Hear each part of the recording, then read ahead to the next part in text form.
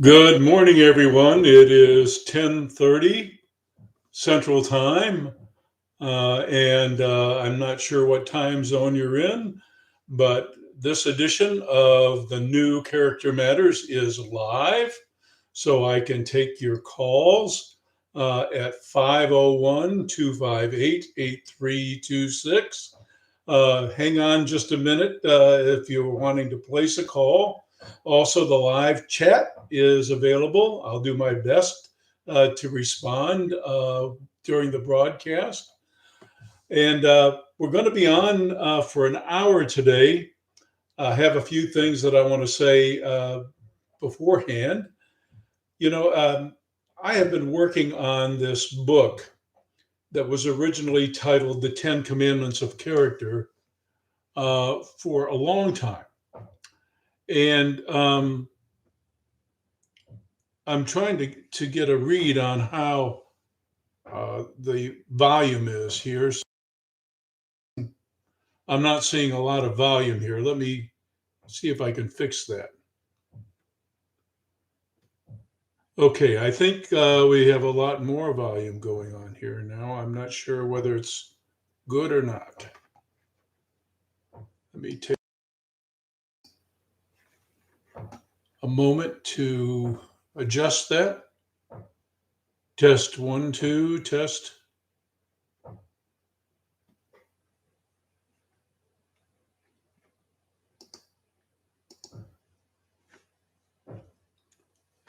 All right, I think we're better now. Let me just be sure.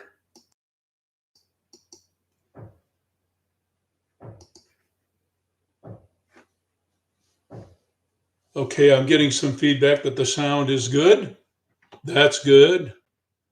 But I'm also realizing that it is not what it should be. So let me do some things to fix that.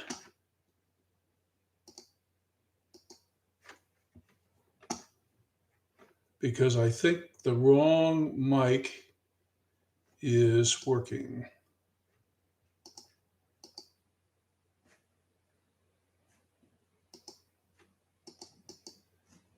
Yeah. Hang on one sec.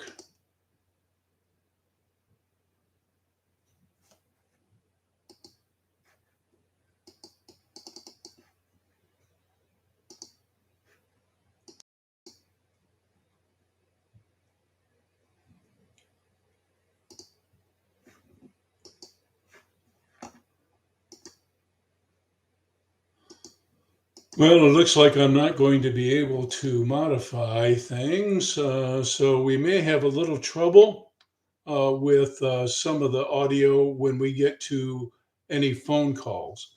But what I wanted to say is I've been working on this manuscript, originally titled "The 10 Commandments of Character" for quite some time. I first introduced this topic in my book, Character Disturbance. There's a section that briefly outlines these life axioms that I've come to believe over my years of experience in counseling, not just with disturbed characters on various places along the spectrum of character disturbance, but also with aggrieved relationship partners. Uh, Time honored principles for developing character, which I believe sincerely is the phenomenon of our age. Um, I believe that you can trace so many of our social ills to the lack of solid character formation in individuals. Matter of fact, I almost dare folks at my workshops to name a problem that we can't ultimately trace back to that. And, you can't pick up a newspaper. Well, these days, people hardly read the paper. They get it online or some get the news some other way or watch TV and not hear a story about someone who's not been able to control themselves and who has done something awful. But this is a universal problem. And we used to focus a lot of time and energy, not just in families, but within communities. We used to make it a major part of our reality to help ensure that we all functioned well. Um, for example, I've written a couple of I've written a couple of articles on the blog about the extent of character vetting that families used to do before people got into intimate relationships. Folks got examined uh, pretty closely, wanted to know their history, wanted to know their patterns of behavior. Engagement periods went on for some time, and there was a lot of discernment. And folks had enough regard for one another and for themselves that they didn't give a pass to behavior that was of concern. These days, things are much different on that score. Now, I know, and I mentioned this in the introduction of my upcoming book, I know that people will say that almost everything that we talk about is nothing new. That all the problems that I mentioned in my blog posts are problems that we've had forever. That's true. But what is new, what is very different, is how used to character dysfunction we've become. And what else is new is how much we are willing to give it a pass if we get something we want in any relationship. I know this is particularly true, and I don't want to get political at all, believe me, but this is particularly true in politics these days, um, whereby all that seems to matter is what, regardless of what side of the spectrum you're on, all that seems to matter is whether or not somebody's doing your bidding, is promoting the agenda that you have. So it's become a national epidemic. And I really can't tell you how heartening it is to get the feedback that I get from folks about sounding the alarm on this. We are not going to solve our problems, whether they be in the microcosm or the macrocosm. We're not going to solve our larger societal issues, and we're not going to solve our intimate relationship problems by passing a lot of rules and regulations. We have millions of them on the books already. And you know what? Folks with the disturbed character don't pay any attention to them. They find ways around them. So you can try to legislate all you want. This is just folly. So that doesn't work. And you can try exercising power over people and punishing people. That doesn't work either. What really works, and this is why I've been working so hard to restyle my upcoming book, now titled Essentials for the Journey. What really works is changing hearts, not minds, but hearts. Hearts have to change first. Behavior changes after that. And with behavior change comes a change of mind, a true metanoia. I've written about this. One thing I want to mention before we go too much further: therapists And people in relationships with troubled characters make the same mistake. They waste incredible amounts of time and energy trying to get folks with character impairments to see what they're doing and to see and understand the problems with it. Well, I have news for you. They already see. I say this in workshops all the time. I have a couple of little rhyming phrases. They already see. There isn't anything you could tell them that they haven't heard a gazillion times before and from many different sources. The problem is not that they don't see, the problem is they see but disagree. In their hearts, they still believe that they're entitled to do some of the things that they do. And until that heart changes, if it ever will change, nothing's going to be different. So I have another little rhyming phrase. I say that it's not that they're not aware enough. The problem is they don't care enough. That's a matter of the heart, too. So I urge you, if you're in a problem relationship, don't waste time and energy trying to get someone to see what they more than likely already see. What's necessary is to set structure, limits, boundaries, reasonable expectations. It's behavior that has to change. And when behavior changes, over time, the heart begins to change. And over time, that leads to a new way of seeing things. And the reason I say that therapists make this mistake is that too many times, way too many times, I hear this all the time from folks who report what we now call therapy-induced trauma. They tell me that they finally managed to convince their troubled relationship partner to come with them into a joint therapy session. And maybe that the partner has good impression management skills. Maybe they have good ability to present a convincing facade, an attractive facade. Maybe they have good charm, et cetera, et cetera. And so they make a positive impression, but nothing really changes.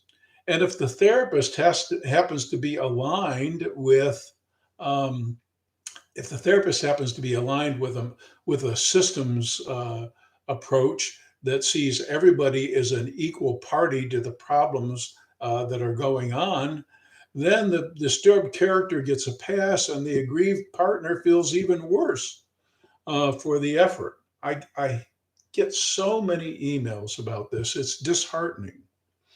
So, whether you're a person in a troubled relationship or whether you happen to be one of the therapists tuning in today, I beg you, do not waste time or energy trying to get folks who already see but disagree with the basic principles of decent behavior.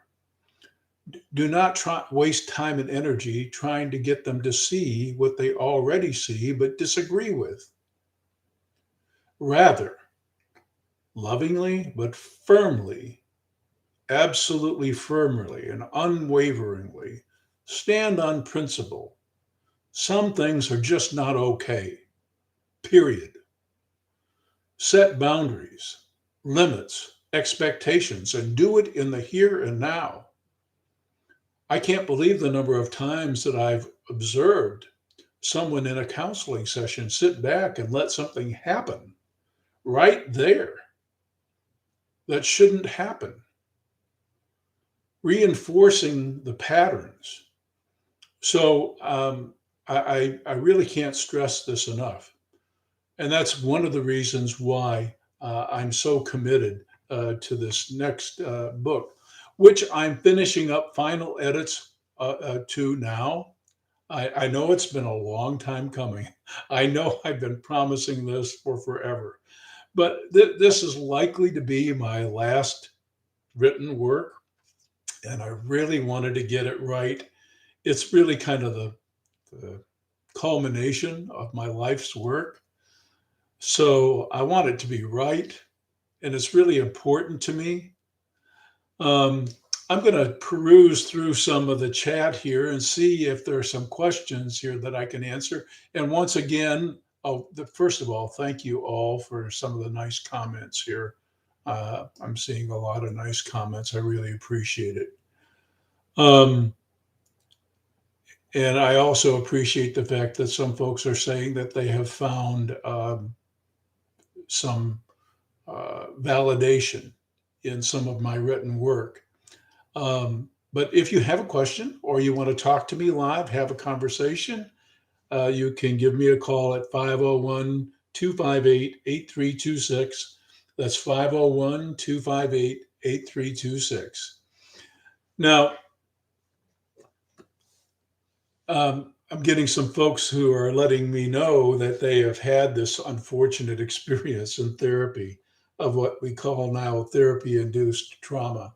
It's so tough for somebody who's already been put through the ringer to feel put through the ringer again when all they did was go for help.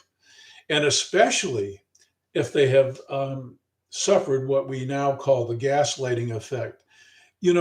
We did not have a name for this effect when I first wrote In Sheep's Clothing. The first independent publishing of In Sheep's Clothing, which is now an international bestseller in over 28 foreign languages.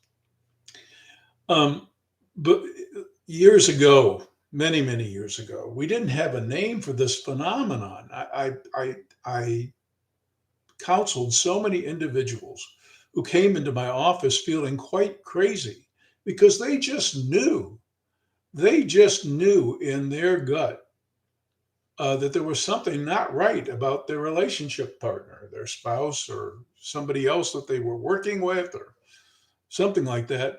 But every time they tried to deal with it or confront the behavior, that person somehow made it seem like they were the crazy one, that they had it all wrong, maybe that they were even the more troubled party. And this ended up making them feel crazy. Well, this crazy making behavior is the result of the tactics that character disturbed people use, especially folks very skilled at the art of manipulation. But we didn't have a label for it then. We do now. But what I was starting to say is that early on in my work, when I first published In Sheep's Clothing, one of the things that happened right away and that through word of mouth made it the bestseller that it became is that folks identified with that crazy making behavior that I described in the introduction. And I started getting emails and all kinds of other contacts from people saying, oh my goodness, this is exactly what I've been experiencing. So we know how widespread that effect is. And we know how good some folks are at the art of what we call impression management now. They know how to put on a convincing facade. They can be quite charming. They can be disarming. And it's just unfortunate that they get so good at it that they have little reason to change it. They have real little reason to be more authentic. And besides which, many times the ways that they intimidate you and get you to back down when you confront them also work. So they have virtually no incentive to change.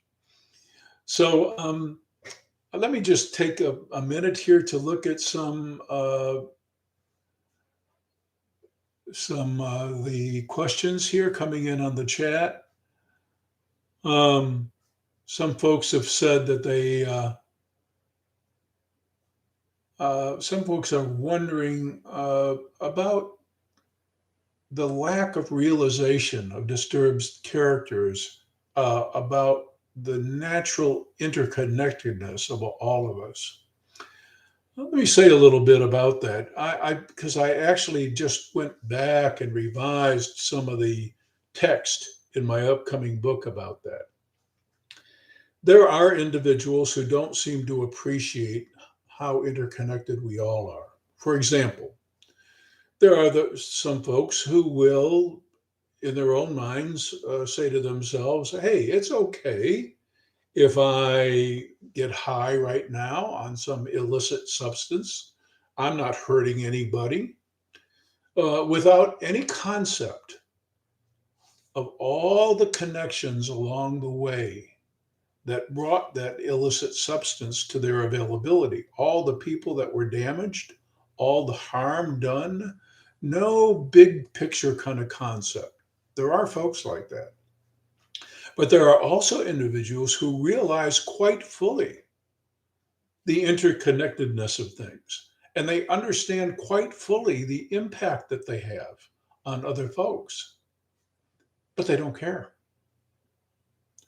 So just appreciating our interconnectedness is not enough for character. It's part of it. And all the commandments that I've been talking about on the program and that I've been writing about, they all work together. You can appreciate the inherent interconnectedness of all of us and of all things in this world. But if you don't also have a proper sense of self and self worth, if you also don't have uh, a heart to overcome our inherent egocentricity and a natural sense of entitlement that some of us carry with us early on and have to outgrow, if you don't heed some of the other axioms that I talk about, if all that doesn't work together, then just because you appreciate the interconnectedness of things doesn't mean you're going to behave appropriately. Doesn't mean you're going to behave with reverence for life and with decency in your relationship. Um, Somebody was telling me that fortunately they were able to get a therapist that got it, that understands it, and I'm really heartened by that. You know, I stopped doing in-person workshops just about the time that COVID hit. And I was getting ready to kind of hang that up anyway. But for a 5 year period, I got back out on the road. And one of the things that just, uh, it unnerved me, shall I say, it unnerved me because here I was after all these years, and of course, getting a great response, not like the early days, getting a lot of folks coming to hear and largely agreeing with a lot of the things that I've been saying for years. So that was very heartening. But for some folks, all too many folks, these are mostly therapists in the audience, you have to understand, of various persuasions. For some folks, it was still eye opening, still news. And, I would always get feedback from my workshop sponsors about the evaluations. And they'd always be saying, "Oh my goodness, this is really good. I wish I'd heard this long time ago, et cetera, et cetera." And I'm thinking, "Oh my goodness, for so many people in the helping profession, these kinds of things that I've been talking about for 25 years plus, it's news. My goodness." And so that's why I stayed on the road as long as I did. And that's another reason why I've written most of my books in kind of a crossover vein. They're written at a level where most folks can understand them, but they're also written sophisticatedly enough so that professionals who are availing themselves of the material can use the material to help other people. And it's really heartening for me to get messages from folks in various programs all over the world, especially recovery programs who use my materials and disseminate my materials.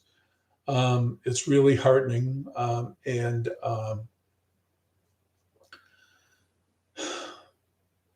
I just pray that this next and likely last book reaches as many people as I hope it will reach. My other books were all written for a relatively narrow audience.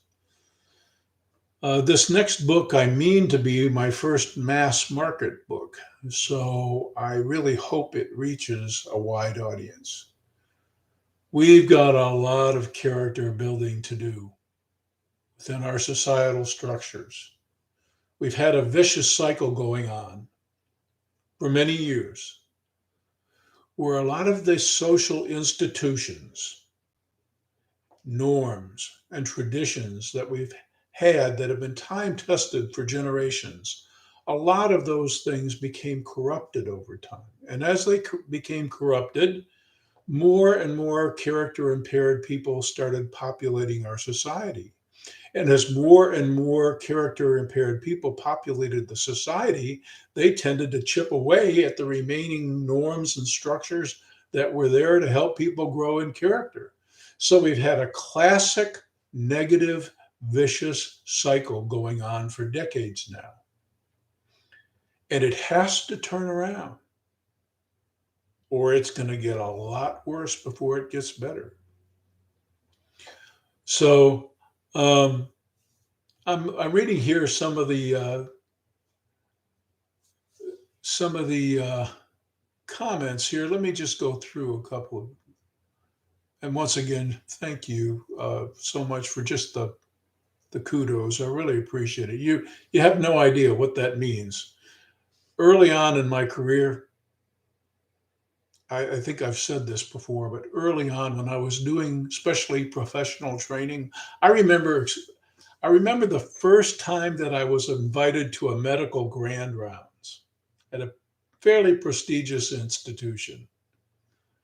And, some person had discovered my work on the faculty and decided that they really wanted to bring me in. And I had all these eager, young, budding mental health professionals, especially psychiatrists, there. And I began to talk. And I was so anxious in the first place because I wanted to do well because it was my first medical grand rounds.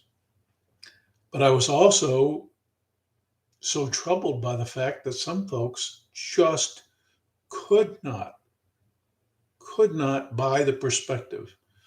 They were so married to old, tired, worn out notions about why people did the things that they do that they just couldn't hear a new perspective. And some folks got up and walked out. I was pretty crushed, I have to admit. Now, that hasn't happened in years. As a matter of fact, just the opposite has happened for many years. But in those early days, it was really disheartening. And it still troubles me. It still troubles me when folks don't seem to get it. You know, it's an oversimplification. I know this is an oversimplification, but there are basically two types of people in the world. There are folks who just care way too much and they trouble themselves. They literally make themselves sick with worry because they always want to get it right, do it right, be good. They try very hard and they put a lot of pressure on themselves. And these are the folks that traditional counseling is tailor made for. But then there are the folks who don't care enough, who are not conscientious enough, who are not troubled enough by the things that they let themselves do. And they cause all kinds of heartache in relationships. They cause all kinds of problems on the job. And absolutely none of the traditional methods that we developed over the years are of any potential help to these folks. And that's what's led a lot of professionals and lay people alike to come to the conclusion that when it comes to the disturbed characters out there, there is simply no changing them, no help available. Well, I have to tell you, working with character disturbed people is really tough business. Change doesn't come easily, and there are some that, with all the best methods we have, it's pretty hopeless, at least at this stage of the game. And also, you have to consider that a person has to be at least in some degree of emotional readiness to change. In other words, maybe the bottom has to have fallen out of their life, or maybe they're experiencing enough failure that they have at least some motivation to be open. But the bigger problem is that most helping professionals haven't a clue what kinds of methods can possibly help. That's the bigger problem.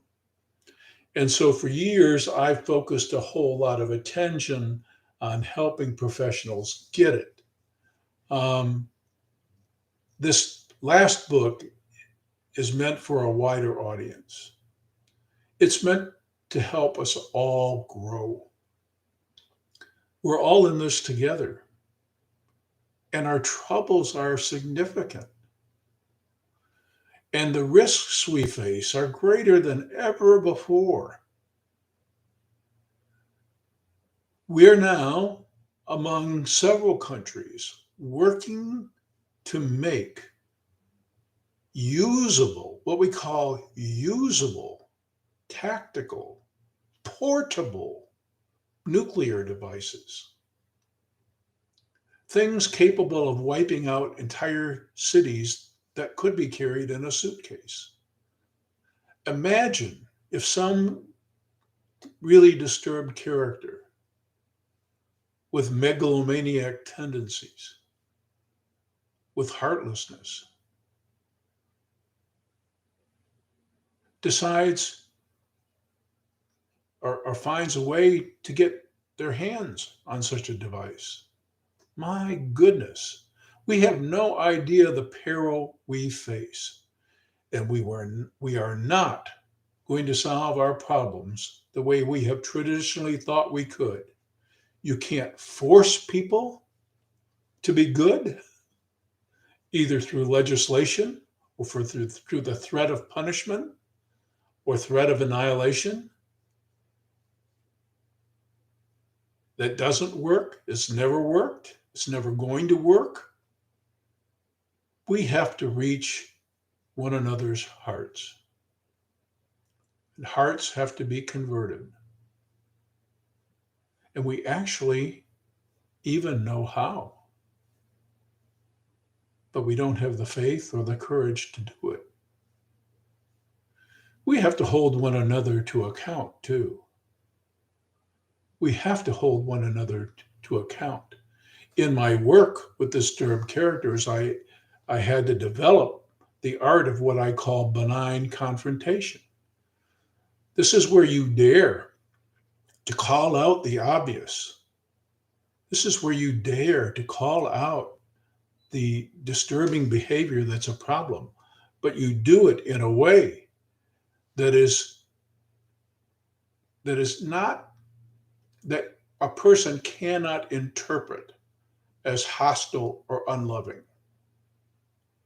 I've said such things, for example, to an individual like, I think that the root of the problem here is your inflated opinion of yourself and your personal power and your worth. Oh my goodness. A kind, loving therapist saying something like that? Well, if it's true, and I wrote an article about this, and it's one of the commandments that I have talked about and will be talking about uh, further. If it's true, it has the power to correct and to heal and to grow, but it has to be clear when you put the truth out there that you mean nothing but well. It's disarming to mean nothing but well. All of the great peacemakers knew this. All of the great figures in history who brought empires to their knees knew this little secret. You call out evil, you call it out. But when you call it out with nothing but love, it's disarming. It puts nothing else under the spotlight or on the stage except the evil. It puts the spotlight on it. And if there's anything darkness hates, it's the light. If there's anything darkness hates, it's the light. So, someone has been really active here in the chat, and um, I'm really intrigued by some of the comments a couple of these folks have been making. I'm going to just scroll through a couple of these because I want to respond to them.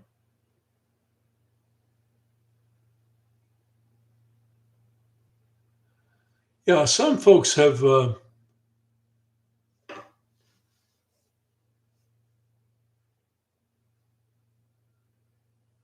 Hmm. One person is asking about some other people's works and the the origins of character dysfunction. And let me say this: we human beings are in the cosmic timeline. We are a relatively recent phenomenon. Creatures have become extinct years and years and years and years ago, many hundreds of thousands of years ago. And we are a relatively recent phenomenon, and we are still evolving. And a lot of the traits that we still carry with us were traits that absolutely were essential back in Neanderthal times or times even before that. They were essential. For example, individuals who we now call psychopathic or sociopathic, who have this characteristic lack of adaptive fearfulness. As a matter of fact, when you do assessments on folks and you look at their histories, as children, some of these folks will do all these daredevil things because they have absolutely no sense of fear. They will go where others fear to tread, and readily so, having complete confidence of their invincibility. They're both fearless and heartless. Well, these folks, as the heads of tribes, probably were responsible for tribes surviving. The rest of the tribe was probably happy to have these folks leading the tribes. Now, such folks don't fit very well in a modern, evolved, civilized society. So we're still evolving. And so, as far as the origins of these things, we carry a lot of things with us. Socialization is something relatively new, civilization is something relatively new on the historical front, in the cosmic scheme of things, on the evolutionary timeline. And socialization is a process, it's a painstaking, lengthy process. No other creatures require as much in the way of grooming to function adaptively in the world. Think about it. Think about your own children or children you know, and how long it takes to prepare them to function independently, just just to function well independently in the world, let alone with decency. It takes 24 hours a day, every single day, year after year, for many years. Some folks these days are only prepared to function even reasonably independently in their late 20s and early 30s. This is an awful long time to socialize, and that's the nature of human beings. And so, the real tragedy of our times, the reason we're having so many problems, is that we have forgotten how important it is to instill and reinforce certain principles. And we give too much bad behavior a pass. And we do it on purpose. Many times we do it simply because there's something we want that we feel we can have if we'll tolerate. People do this in relationships all the time. And my goodness, what a price we've been paying because we do this in our politics. Oh my goodness. So long as one side or another gets their bidding done, we give all manner of reprehensible behavior a pass.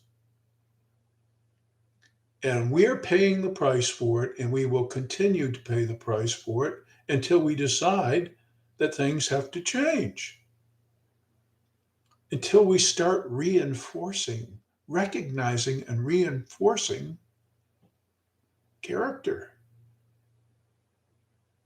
And still, until we start lauding folks, not for the talents they bring to the table, not for what championships they can help us win, not for their brains or their smoothness of speak,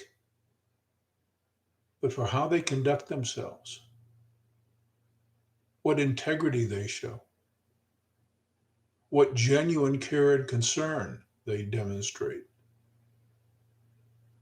how sincere it is. When we start recognizing and reinforcing those things, when we demonstrate how much we care about those things will turn around. Somebody just said it. Parenting is hard work. Oh my goodness. What an understatement. So is growing in character. And somebody else has just defined what I would like to define, and that's love. It's not a sentiment, it's a behavior, and it's hard work. If it were easy, everybody would do it. The fact is, very few people even know how to do it. Working for more than your own sweet self and your own immediate desires, working on any other person's behalf or for the benefit of all, is what really defines love. And you have to have the heart for it. You have to want to do it. So let me once again mention the number if you want to have a conversation with me. I'm afraid that when you do, the audio might not be too good because I can see that that the system is not working as it's supposed to. Even though I've heard from folks that they can hear okay, the system is still not working as I originally intended it. But um, if you want to have a conversation, you can give me a call at 501 258 8326. That's 501 258 8326. And if the audio is a problem, then I may just have to repeat your statement or your question. So let me just peruse the chat once again and see here if there's anything else I'd like to address.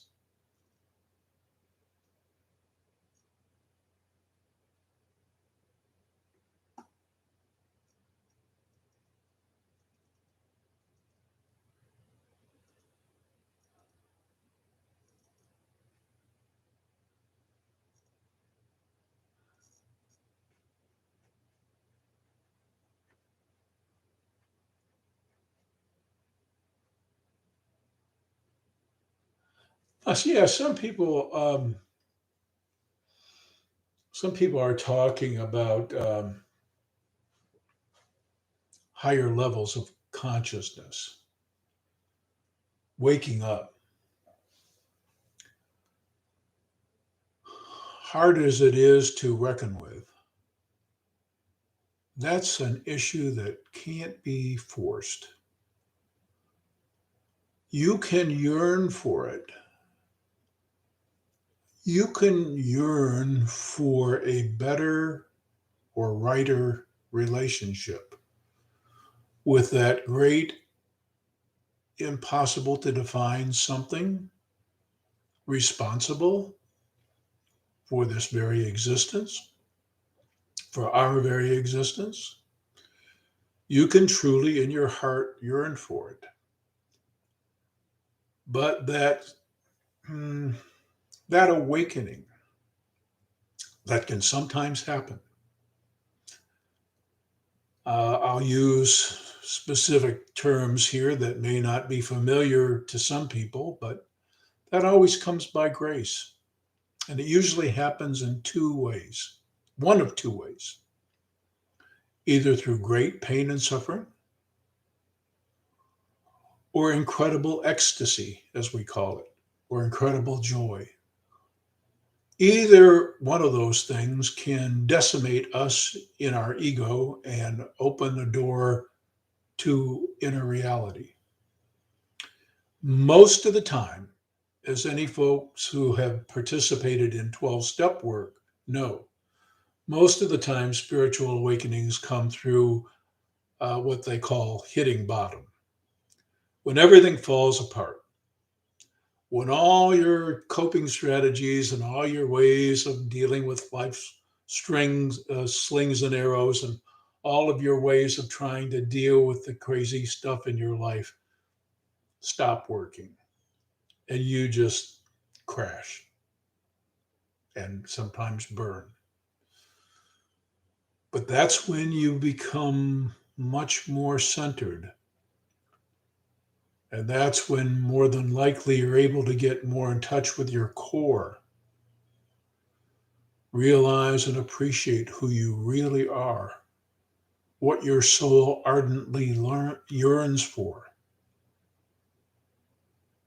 And that's when all of a sudden it becomes clear to you that some of the ways that you've been seeking satisfaction of your heart's desire, while they gave you enough to keep you hooked, are not really giving you what you seek. Wow. Too bad that it usually has to happen with that kind of hitting bottom, with that kind of throwing in the towel, and where you have nowhere to turn but to something bigger. I do have a couple of articles on that topic on the blog on spiritual awakening, and I would encourage you to read and comment on those. You know, I get a lot. I'm remiss here. I get not just satisfaction out of all the comments. I'm bad about, because I'm so busy, I'm really bad about responding back on comments on the blog and other things. But I have to tell you, I appreciate them more than you know, and I learn from them more than you know. I've learned what I've learned from all of the people who taught me, people who came in pain, people who were in those relationships, people who suffered that gaslighting effect before we even had a name for it. These are the folks who taught me. I didn't invent this stuff. I'm, I'm not some kind of genius that just had an epiphany one day. I opened myself up. And what it took is the same thing that it takes anybody in a troubled relationship.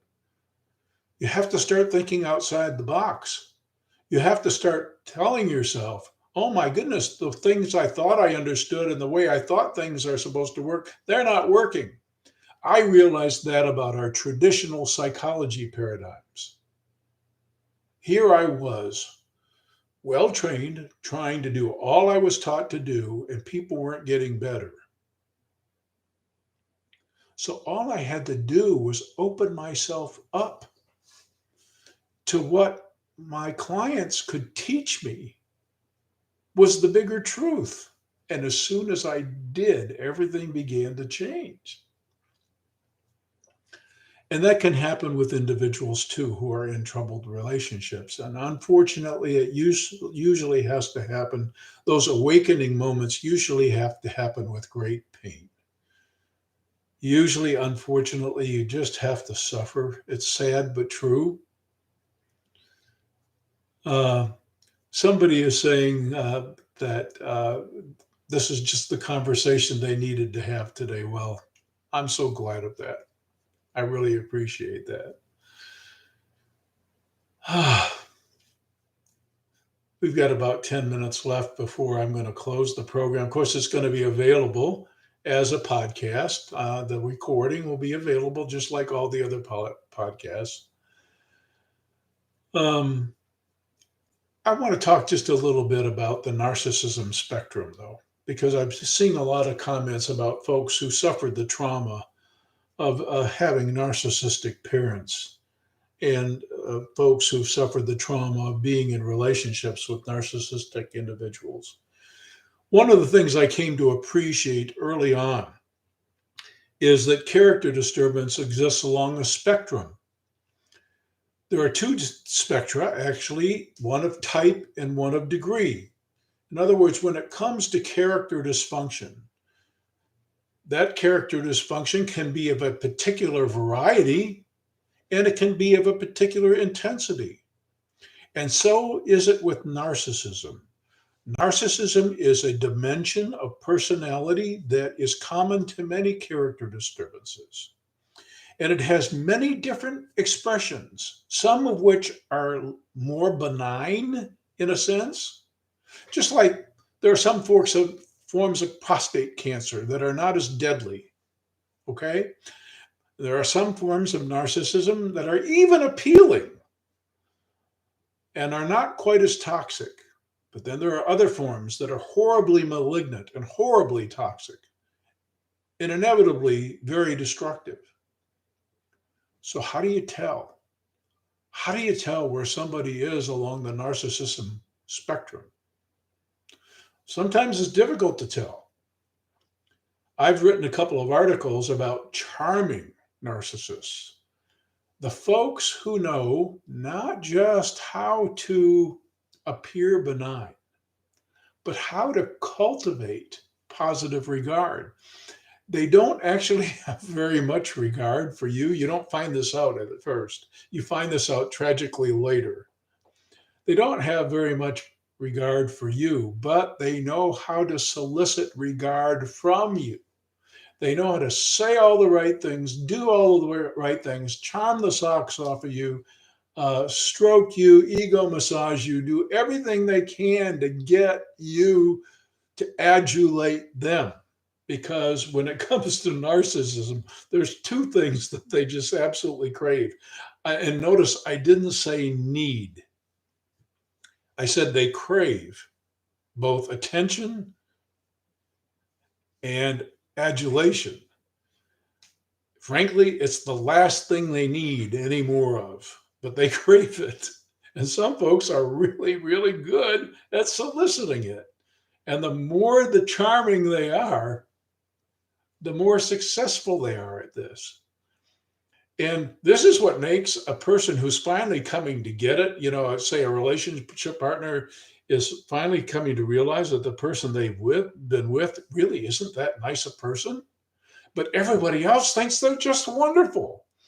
And this really increases the gaslighting effect. This really increases the crazy making feeling. A person begins to wonder, well, everybody else just loves this person. Why do I feel so bad in their company? Why do they make me so upset all the time when everybody else thinks that they hung the moon? Oh my goodness. Oh my goodness. There are so many different forms of narcissism. It's one of the tragic consequences of a culture of entitlement, egocentricity. Once again, uh, thank you so much for all these comments, especially about the books. I have a lot of comments here about In Sheep's Clothing. My book, Character Disturbance, I think is actually a better book than In Sheep's Clothing. Unfortunately, it never got the launch, and it never got the support of the publisher that my first book did. So it's not that it's not doing well, but it just has never done as well as In Sheep's Clothing. And that's sad for me because it is a much better book. Not the least of which is because it has much more information out there that is potentially helpful to two groups of folks who are looking for help, and also folks who may not be so far on the disturbance spectrum that they can't grow and become more decent people. So I just want to say a couple of words about that. Um, I appreciate the wonderful comments. Most of them have been about In Sheep's Clothing.